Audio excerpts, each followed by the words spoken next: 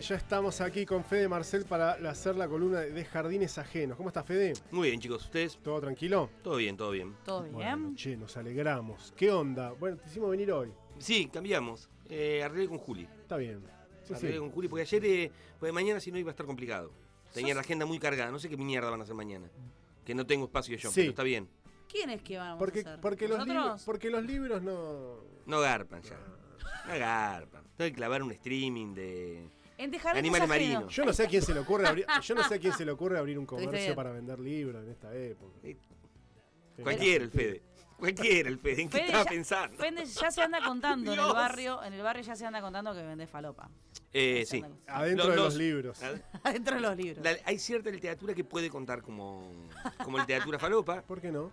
Y hay cierta literatura que es buena falopa, o sea, que genera adicción. Y es Así verdad. que tampoco está mal la apreciación. analogía. Claro. No, está bien. En el barrio se comenta, ¿viste cómo Claro, es? claro. El gaucho Rivero. Bueno, Fede, ¿qué onda entonces? ¿De qué vamos a hablar hoy? Vengo con hoy no vengo a hacer puntualmente una reseña, vengo con dos ideas que me gustaría explorarlos con ustedes, me parece que pueden llegar a estar interesantes para charlar. A ver, Me entró Para hechizar un cazador, que es una novela de Luciano Lamberti, un escritor cordobés de terror que ganó el premio Clarín en el 2023.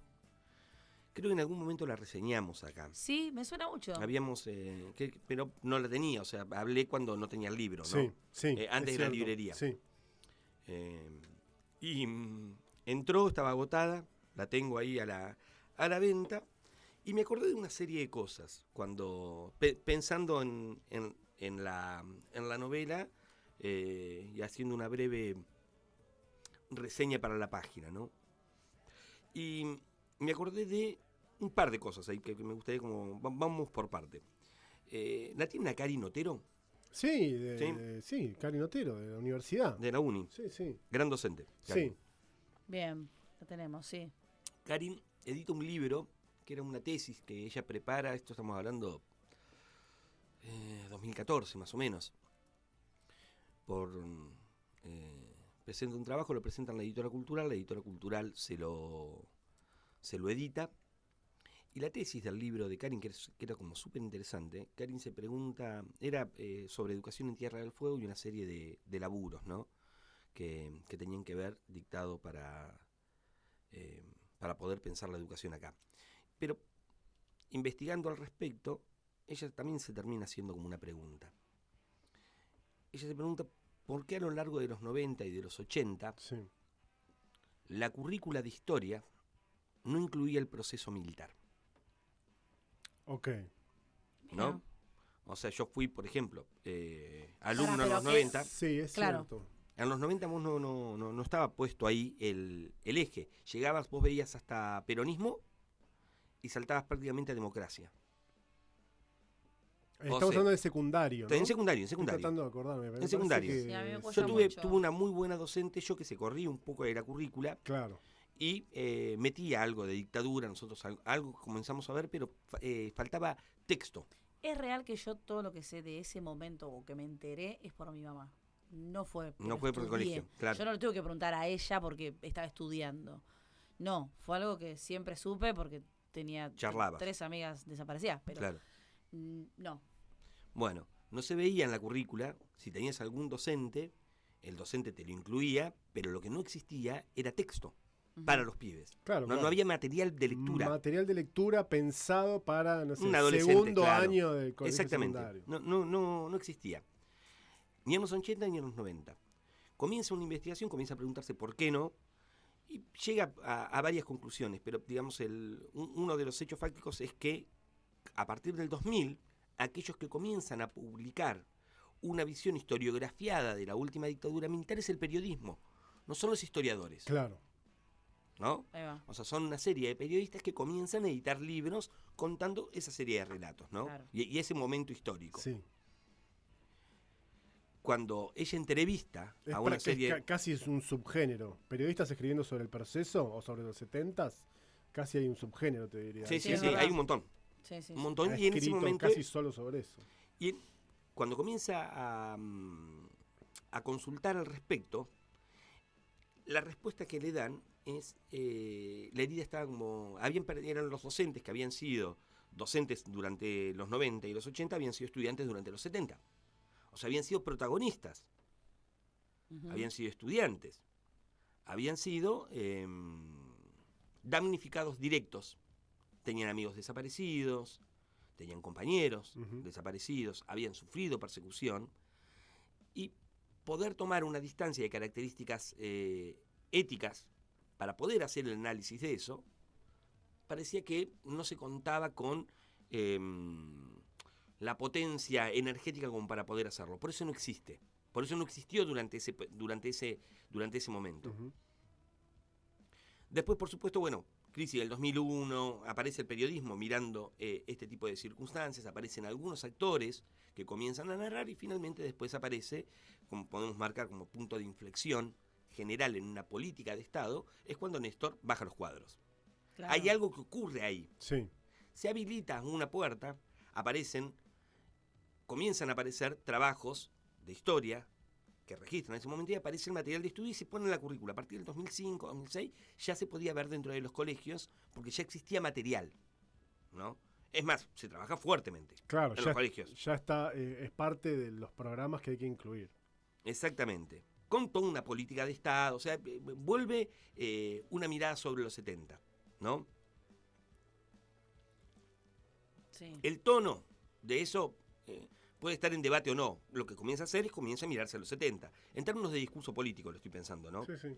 Y en términos de una política de Estado. Sí, ya era, lo incorporaron, el Ministerio de Educación lo incorporó. Claro. Dijo, dejó de ser tabú. Vamos a empezar a discutir esto. Dejó de ser tabú, sí, ¿no? Dejó de ser tabú. Al mismo momento comienzan a aparecer una serie de... Aparece la literatura. Claro. Y aparece la literatura que en primera medida es testimonial. O sea, comienzan a aparecer lo que sería, en cierta línea, la tradición de Walsh. La recreación de un hecho verdadero por medio de una investigación de características periodísticas, pero ficcionalizado, ¿no? Entonces, y aparece un montón de eso. Aparece un montón. Aparece un subgénero de la literatura argentina. Pero no te estás refiriendo al periodismo narrativo. No.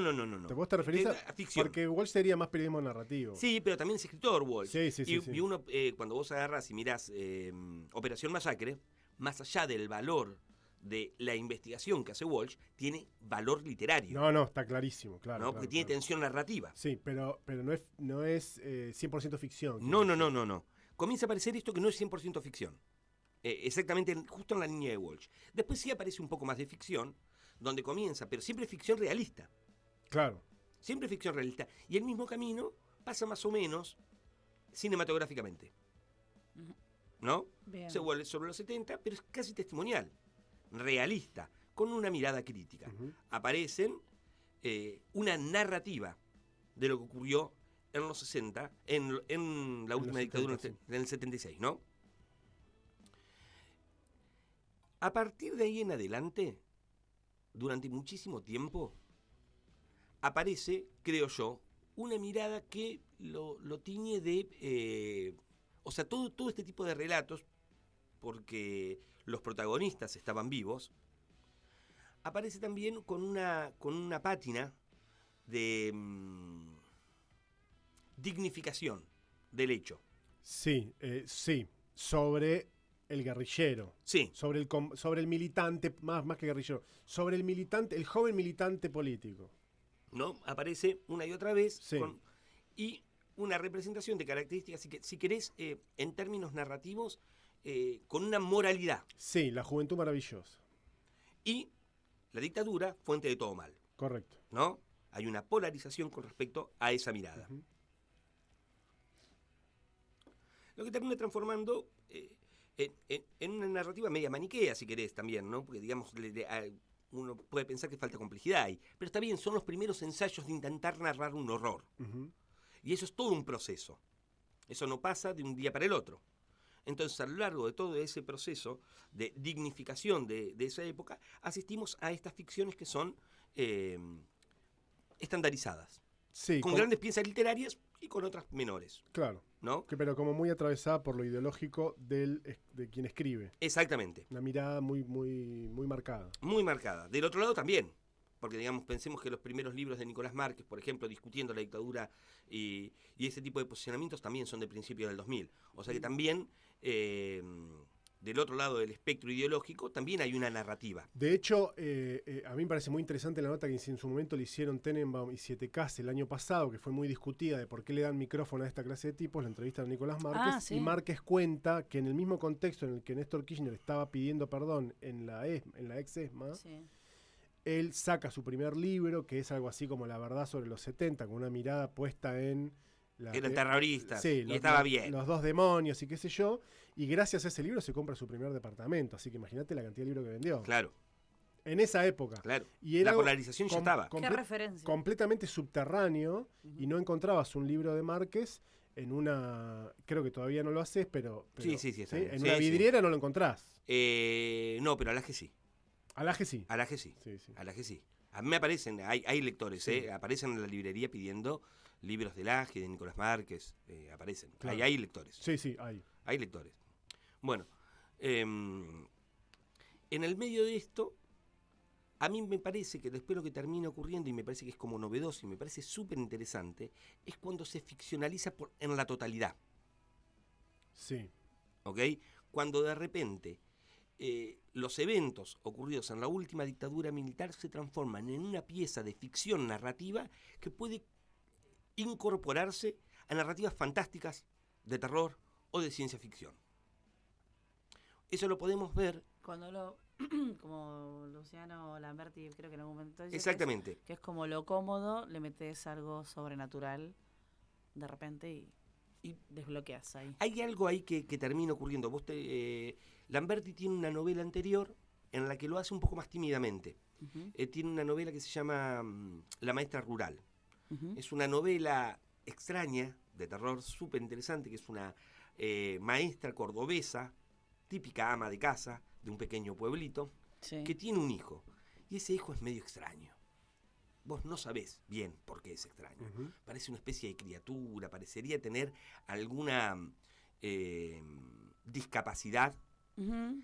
que el libro bordea, pero no lo hace evidente. Y en el medio de esa trama, porque son excepto para Hechizar un cazador, las novelas de Lamberti por lo general son corales, o sea, tienen como múltiples narradores Sí. sobre un hecho central que parece difuso. Ok. Entonces vos vas Y vos lo vas componiendo armando con esos narradores. con esos narradores que son periféricos a la acción central. Bien. ¿No? Es súper interesante cómo compone eso. Lo hace con la matanza, la masacre de Kruger, y también lo hace con la maestra rural.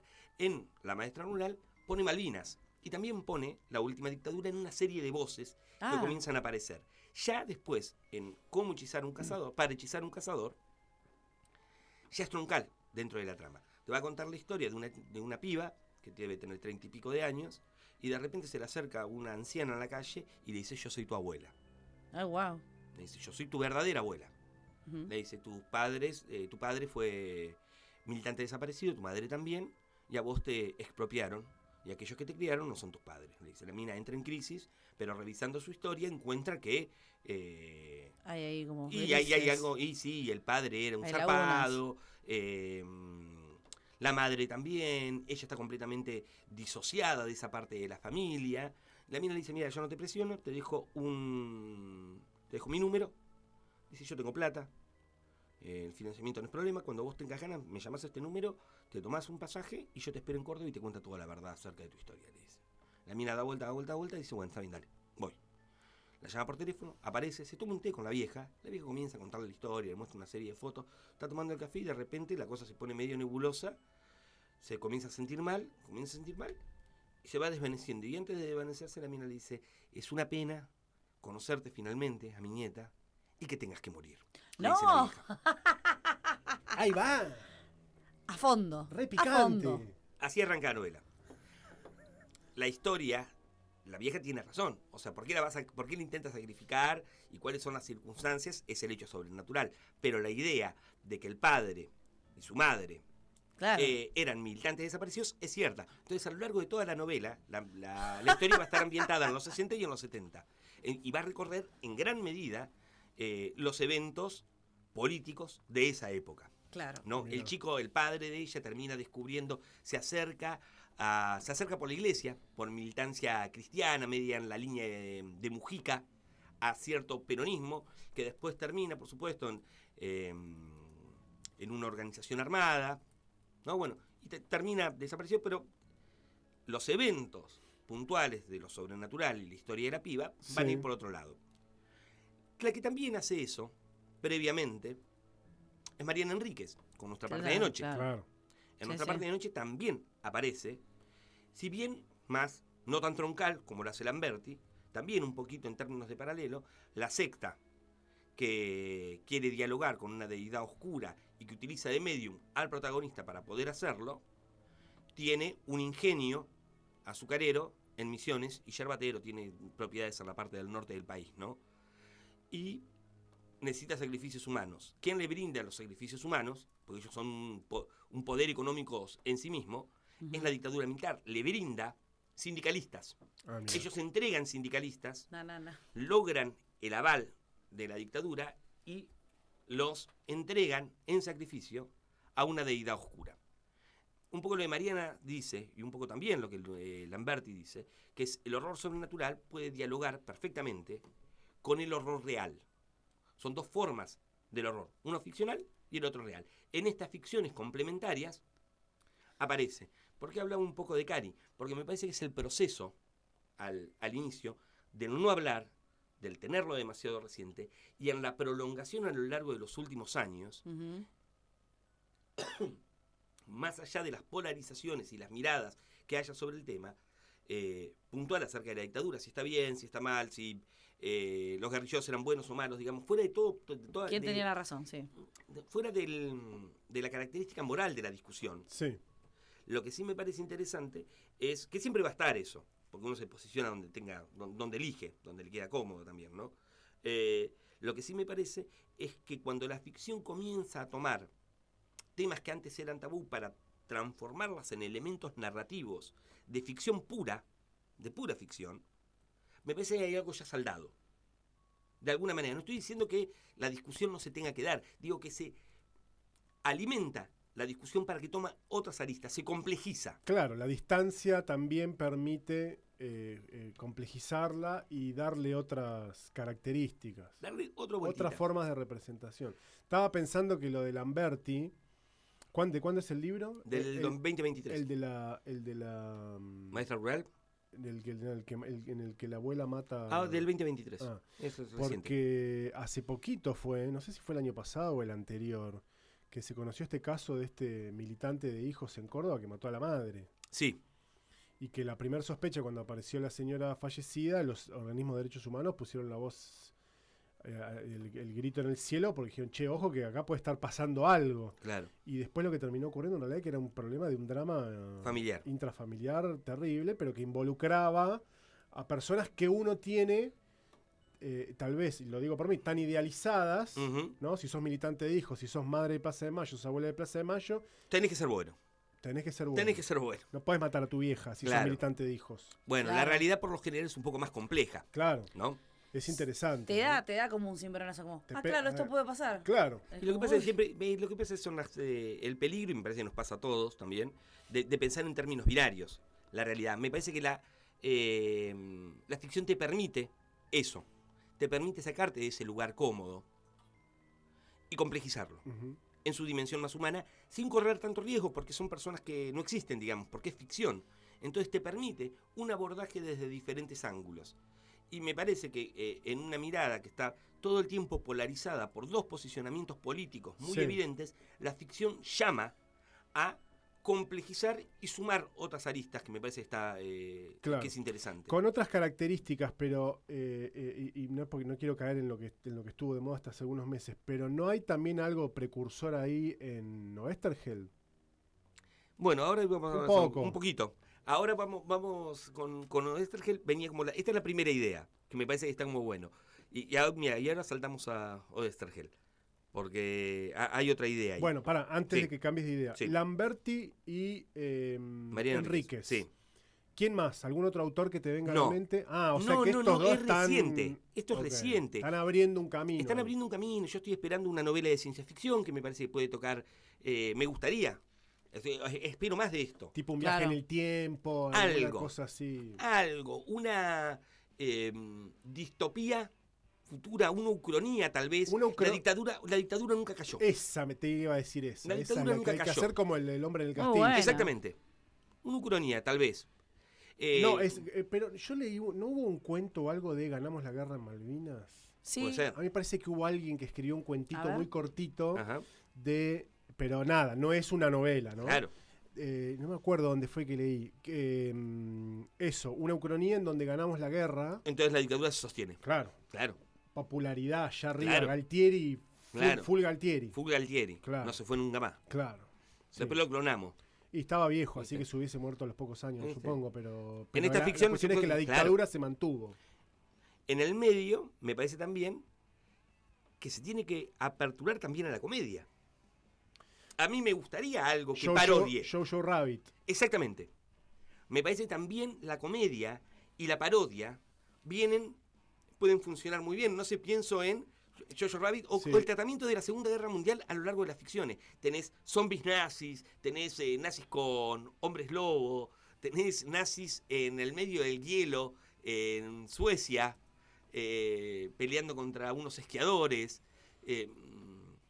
Nada, tenés mucha comedia al respecto. Sí. Me parece que habla Bueno, de posibilidades de subsanar, en además. términos de cine estoy pensando también en ese Bastardo sin Gloria. También, ahí es una ucranía. Ellos matan a Hitler. Claro, es una ucranía. Y, Muy bueno. y además tienen esa cosa de que van agarrando nazis y les marcan la frente, ¿no? Divertidísima película. Sí. Divertidísima Sí. película. Entonces, y sobre todo me parece que lo hablaba con una escritora la vez pasada, puntualmente esto, estábamos charlando acerca de esto, y ella me decía, yo tengo miedo que surja, y después lo hablé con una amiga, con Victoria, me dice, yo temo que se pierda, que se banalice, la banalización por medio de la ficción, me dice. ¿No hay un riesgo ahí? Y Y yo acordaba de que sí, pero bueno, el riesgo siempre está. No por eso uno no tiene que dejar de hacerlo. Me parece que es... Sí. Primero me parece que es inevitable, me parece que tiene que ver con el paso del tiempo, me parece que es sano en términos democráticos. Me parece que las ficciones se tienen que aperturar para eso y tienen que funcionar. Y que también son un reflejo de las propias discusiones y el devenir de una propia idea a lo largo del tiempo. Sí, también yo creo que depende, hay una cosa... ponele, la Segunda Guerra Mundial está muy banalizada, pero ¿quiénes cuentan la Segunda Guerra Mundial en términos mainstream? Son los yanquis Ujú. contándote algo que, por ejemplo, para el pueblo alemán o para el pueblo polaco o para, no sé, Países Bajos es un drama importante. Sí. Por el que todavía pagan culpas en algún punto, Ujú. digamos, ¿no? La Argentina tiene también una forma de narrarse, Claro que sí. que no es Todos igual. los países. Claro, que no es Hollywood. No, claro que no. Nosotros no nos narramos como Hollywood narra a los norteamericanos. No, claro que no. Entonces también ahí me parece que hay, yo te diría, una confianza, por decirlo de alguna manera, Sí. es decir, en cómo un escritor de ficciones argentino puede narrar tomando elementos de la última dictadura militar para hacer ficción. Y además, ella me decía tipo, porque si en un momento decimos, che, no da. Bueno, primero, ¿quién define qué se toca y qué no? Sí, Primero eso. es la dictar una discusión. Ok. Primero, ¿quién pone? Claro. Y, ok. ¿Quién tiene el valor ahí? Ok, y entonces la vara. podemos. Claro, Claro. entonces, ok, no con la del 76, con la del 30 sí. ¿Con la del 55? Claro. ¿Con la guerra de independencia? ¿Con qué se puede hacer ficción y con qué no? ¿Quién Mm. pone eso? claro, es como ¿Quién que- dignifica o indignifica? No, pero pará, no es quién puede, es qué te atraviesa más también, ¿no? Porque también... No, porque la mirada. No, pero lo que él la- dice es quién tiene la vara moral para andar diciendo qué se puede hacer y Claro, qué no. che, con eso no da. Con eso no da. eso no da. Bueno, ok, yo te tomo, con eso no da. ¿Con qué sí da? Claro, Y según tu criterio. exacto. Entonces, la banalización Yo creo que, y eso que es un dijiste, proceso. y eso que dijiste que es lo del humor, es como muy importante porque ese es el gran dilema, todo tipo, con esto, hasta acá el Hasta humor. acá, claro. No, hasta acá las bolas. No, o el sea, humor no tiene... es infinito. No, claro, no tiene que tener límites. El humor es el humor. Te cae o te cae bien o te cae mal. Claro, te reís pero o no. Exacto, ya está. Todo es materia de risa. Ujú. Si no, pregúntale a Freud. ¿No? Claro. Andás a ver las cosas que nos movilizan por dentro. Sí. Bueno, y ibas a pasar ¿Viste? a otra categoría en donde entraba Oestergel. por Oestergel. ejemplo. Y después charlando, este me parece que es interesante. Y cerrando con esto, el otro día vino una amiga virtual que apareció, vino de visita y finalmente nos pudimos cruzar y vino a charlar un rato a la librería. Y estábamos hablando acerca de ficciones y demás, y se le ocurrió, me dice, mira esto, y encontré una arista, ella encontró una arista súper interesante. Sí. Y dije, te la voy a robar y la voy a poner en radio, pero voy a decir que es tuya. Así que esto no se me ocurrió a mí, es de Victoria. Y yo estaba presente. Vos estabas. Yo estaba y vos le garantizaste, diste tu palabra en que la ibas a citar. Así que estoy cumpliendo. Porque yo le dije, se va a adueñar de tu idea Sabelo. y no te Me va cagó. a citar. Me cagó. Me cagó porque me expuso. ¿Viste? Así que ahora estoy comprometido con decirlo. Bueno, ya trazado un paralelismo súper interesante entre dos ficciones que surgen casi al mismo tiempo, en términos de publicación. Que son también dos. Una es una distopía, super full distopía. La otra es una ficción de ciencia ficción, mucho más hermana. Estamos hablando del Eternauta en el caso de Argentina, Sí. que no funciona muy bien como distopía puntual, porque ¿No? es otra cosa. No es una distopía, es una invasión Ujú. ficcionalizada. Claro. No. La distopía tiene otro carácter, es la instauración de un régimen político. Eso es una distopía. Y la otra de Ray Bradbury, Fahrenheit. Uf, ¿Ok? sí. Surgen casi al mismo tiempo. Y ella notaba, voy a spoilear el final de Fahrenheit, porque Sí, es sí. un Bueno, libro, tiene muchos es años. tiene muchos años, no Sí. pasa nada. En Fahrenheit, la ficción que termina ocurriendo, el protagonista es un bombero, Ujú. y en esa realidad, en ese futuro distópico que Bradbury nos plantea, es casi la tercera o cuarta distopía política. No hay muchas previas a esa, tenés 1984 y tenés Un Mundo Feliz. Si Un Mundo Feliz habla acerca, Huxley plantea como una pesadilla futura en términos de gobierno, Ujú. el fordismo capitalista como modelo final del capitalismo en Un Mundo Feliz, y Orwell lo hace mirando a la Unión Soviética, a la figura del estalinismo soviético, pensándolo en términos globales, Ujú. ¿no? O sea, uno agarra el capitalismo y el otro agarra el comunismo y los extrapola y los transforma en pesadillas. Son dos modelos. Sí. Bradbury no va a agarrar ninguno de esos dos modelos. Lo que él va a agarrar como núcleo va a ser la cultura y la relación con los libros. Sí. En este futuro distópico, los bomberos se dedican a prender fuego libros. Leer está prohibido, con una política gubernamental. Ah. Entonces tener una biblioteca en tu casa es un acto delictivo, es un acto subversivo, Claro. que tiene su paralelismo también con la última dictadura militar en el 76, que se Obvio. dedicó a quemar libros. O sea, Por las supuesto. dictaduras queman libros. Los regímenes totalitarios queman libros. Ujú. Arman listita de libros prohibidos y prenden fuego. Y podías tener un problemón enorme si te pescaban leyendo. Mi padre tuvo una serie de experiencias por lecturas que no debía, así que toca de cerca esa experiencia. Y en el medio de esto, el protagonista se da la fuga, se roba un libro, tiene una conversación con una nena.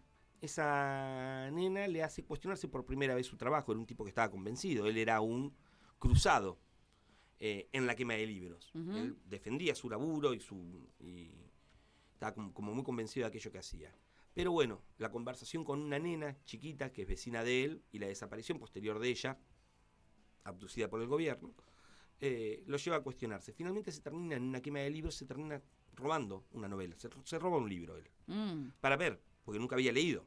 Ah, mirá, Entonces claro. se pone a leer. Ese acto es descubierto por sus superiores y el tipo pasa a ser un pari, comienza a ser perseguido. Entonces toda una novela de persecución mientras él escapa de los agentes del Estado, que le mandan una especie de perro gigante robot para que lo caza a lo largo de la ciudad. Qué Hermoso. Cuando finalmente termina la novela, el personaje logra escapar de este sabueso de metal y por supuesto no puede regresar a su casa. Entonces termina encontrando un grupo de homeless, parias, completamente expulsados del sistema, que viven en la periferia de la ciudad. Ujú. Y cuando llega cada uno de ellos, es el receptáculo de un libro. O sea, en realidad es una cofradía de gente que está por fuera del sistema, que elige estar por fuera del sistema, y que representa la memoria de la lectura de un libro. Entonces, Gonza es el Corán, vos sos Moby Dick, y yo Ay, soy qué el bueno. Principito. Ujú. Ok. Porque capaz que vos tuviste la oportunidad de leer una novela completa, y por medio de técnicas de recuperación de memoria, vos vas a hacer ese libro, y vas a ser el guardián de esa memoria, Sí, para que cuando esto se termine podamos reconstruir y no perdamos la literatura, sí. no perdamos las historias. Entonces, cuando se trafican con libros, se leen, se aprenden de memoria y uno se transforma en el receptáculo de las diferentes lecturas que ha tenido la oportunidad de tener a lo largo de su vida, ¿no? Ujú. Lo que Victoria me decía es, fíjate cómo la solución final de Bradbury es colectiva. O sea, O sea, arranca siendo una especie de resistencia individual claro, que termina encontrando aliados y termina en lo colectivo. termina en lo colectivo, lo cual es un poco extraño, es un poco extraño porque los Verdad. norteamericanos no trabajan en lo colectivo, nunca. Son bastante individualistas. Sí. Cuando vos decís que los norteamericanos se narran a sí mismos y que nosotros nos narramos desde otra óptica, es cierto, cada país elige narrarse con las características que tiene. Ujú. Y las ficciones son una buena representación de eso. Cuando uno piensa en el héroe individualista norteamericano, vamos al ejemplo como siempre más fácil, Batman o Superman. Superman es Superman porque nadie más puede ser Superman. Porque para poder ser Superman tenés que ser un exiliado de un planeta muerto a los cuales tus padres te metieron y te mandaron a otro planeta, al lugar Sí, del sí. sol, donde fuiste adoptado por 2 granjeros en Kansas que te enseñaron las bondades del sueño norteamericano, ¿no? O sea, se tiene que dar toda esa confluencia para que alguien más pueda ser Superman. Sí. Para ser Batman es lo mismo. Tenés que ser un multimillonario con los padres muertos, traumado, que mataron delante tuyo cuando lo llevaron a la salida de un cine a ver una película y de repente vos juraste venganza y te vas a preparar toda tu vida para poder transformarte en un paladín en contra del crimen, ¿no? Claro. Oscuro, Sí. en una ciudad gobernada por la corrupción. Entonces, las particularidades de esos héroes es que nadie más puede ser ellos porque dependen mucho de su historia personal, que es la narrativa norteamericana de autosuperación individual. Bien. La lógica narrativa de lo argentino es colectiva. Siempre es colectiva. Sí. Siempre es colectiva. Ujú. Por eso el héroe Juan Salvo, la característica que Claro, tiene Juan sí, Salvo sí. es que cualquiera puede ser Juan Salvo. Claro, Ujú. Potencialmente cualquier padre de familia es Juan Salvo. Sí, claro. sí.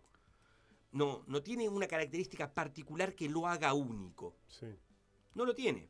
Y la primera opción, cuando Juan sale a la calle, es juntarse con un grupo de amigos y entre todos pensar en una solución para poder abordar una circunstancia que es nefasta. No es, bueno, yo me haré cargo de esta situación, ustedes esperen acá. O sea, Porque- de arranque ya arranca.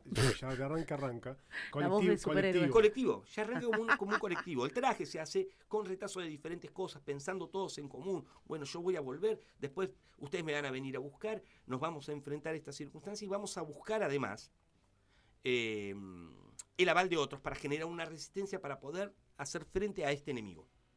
Es colectivo, toda Ni la hablar. circunstancia, desde la base.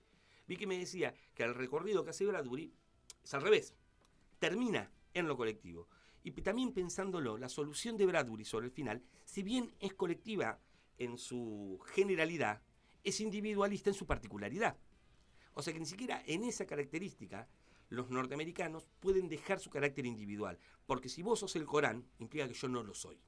Ujú. Yo soy el Quijote o el Principito, ¿no? Ujú. Entonces cada uno es un libro. Es colectiva la propuesta de sostenimiento, pero el rol es individual. De nuevo, diferente a lo que acontece en el Eternauta, donde lo colectivo es de base y termina en su totalidad Ujú. Sí. como héroe colectivo. Claro. ¿No? Y lo heroico está presente en todos, más allá de que el protagonista sea Juan Salvo. ¿no? Exactamente, o sea, los actos de Que siempre, a mí de siempre- heroísmo. yo sé que es una boludez, pero no sé si es una boludez, pero me parece que sí, una cosa muy simple, muy literal, pero es que él sea Salvo de apellido me parece una cosa... No, Genial. es adrede. Sí, pero por Claro, eso, ¿no? pero es como está muy bien ese Está muy bien, apellido. claro. Está muy bien, claro. Es Estaba un acierto, pensando es un que acierto bien. De salvando todas las distancias, pero hay una película, no sé si está basada en un libro o no, porque los Yankees, el 80% de lo que producen está basado en algún libro que seguramente yo no leí, que es una película que protagoniza Denzel Washington, que se llama El libro de Eli, sí, él se llama, la del ciego. que es un ciego. ¿Es un ciego? Sí, es ciego, en un mundo devastado. Sí, en un mundo devastado, posapocalíptico, qué sé yo. Y claro, y él lleva un libro que todo el mundo quiere. Y al principio no sabes qué es, después lo voy a spoilear porque también la película tiene mucho tiempo. Es la Biblia. Claro.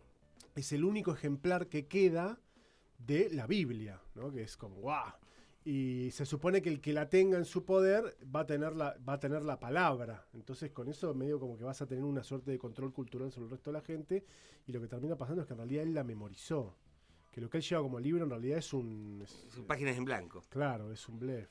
Entonces ahí él se memorizó la Biblia entera. Entera. Porque se puede. Sí, sí. Pero está bien. ¿No? Y nada, me parece interesante cómo estos modelos culturales generan héroes disímiles y que Bradbury haya, por medio de una gran capacidad empática, haya arañado la superficie de una respuesta en términos colectivos. Pero es a lo máximo a lo que se puede aspirar, digamos, en términos de narrativa norteamericana. Sí. O sea, no hay más que eso. Sí, porque después hay mucho tipo de todas estas que después sacaron películas falopas, en donde el protagonismo de determinada persona es la elegida o el elegido. Claro. Entonces sí, The Chosen One. qué sé yo, ¿hay un grupo de gente que quiere rebelarse contra la Matrix? Sí, pero si Sí. no fuera por Neo no pueden claro. hacer nada. Claro. Entonces el héroe es él. Y el resto, bueno, está bien, tienen actos heroicos y viven en comunidad y tratan de esforzarse conjuntamente. Pero sin Neo no se puede. Pero tiene que haber ahí un Jesús. Claro, ¿no? un Mesías. Un Mesías, tal cual. Un Mesías, un líder, una figura de características individuales y que tiene además particularidades que no tiene otro. Esa es la manera en la que ellos se narran, se piensan y construyen su propia identidad.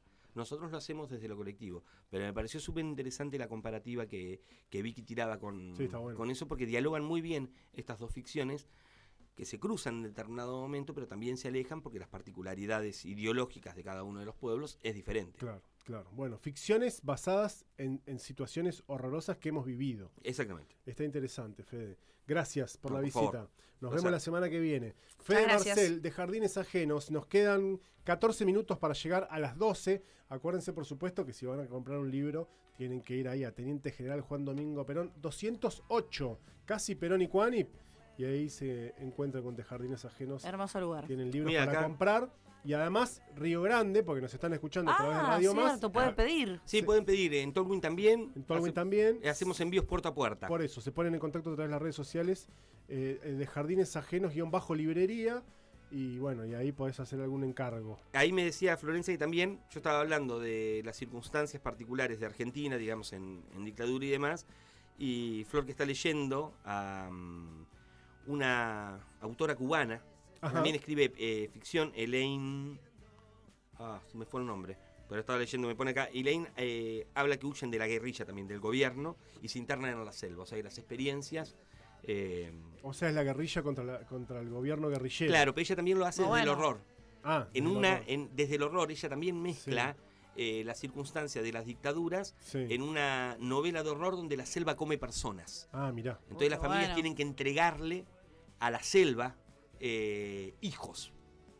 Claro. Elaine Madruga se llama. Porque la selva se alimenta. Me mostró un fragmento el otro día. Escribe re bien. Sí. Escribe pero re bien. O sea, súper interesante. Bueno, Juli nos aportaba, cuando yo dije lo de Malvinas, hay un cuento de una autora que se llama Gabriela Mayer.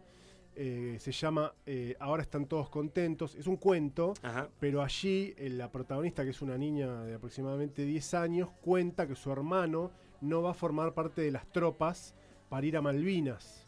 Se va a San Pablo. Parece que la familia como que no quiere que el tipo vaya, que se ponga en riesgo en la guerra. Claro. Entonces hay un fragmento que es: mi hermano no formará parte de las tropas, no peleará en Malvinas contra los ingleses, no será un soldado heroico en las islas recuperadas, no recibirá donaciones ni cartas. En cambio, se va a un largo viaje a San Pablo, viaje que puede convertirlo en eso, en un desertor. cuenta esa historia, que es una ficción, Sí, sí. ¿no? Pero muy basada en un hecho real también. Excelente. Gracias, Fede. Gracias, chicos. Fede. Un ratito